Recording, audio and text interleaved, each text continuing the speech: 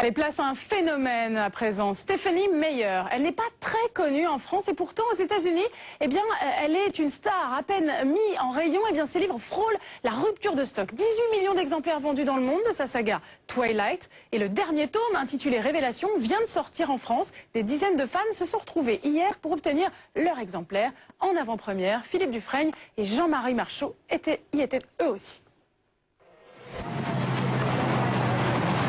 Séance maquillage devant le Megastore des Champs-Élysées. On pourrait presque croire qu'il s'agit de jeunes fans de groupes de rock.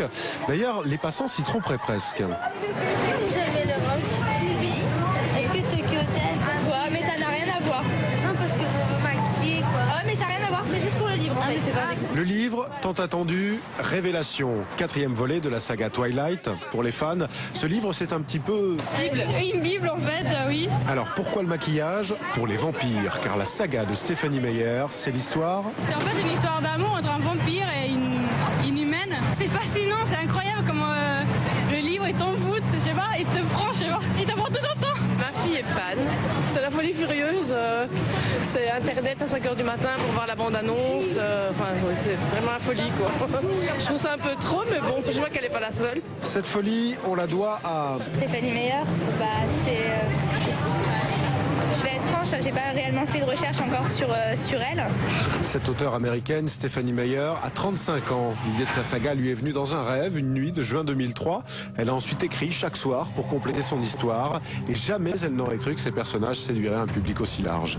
Je ne m'explique absolument pas pourquoi mes livres remportent un tel succès.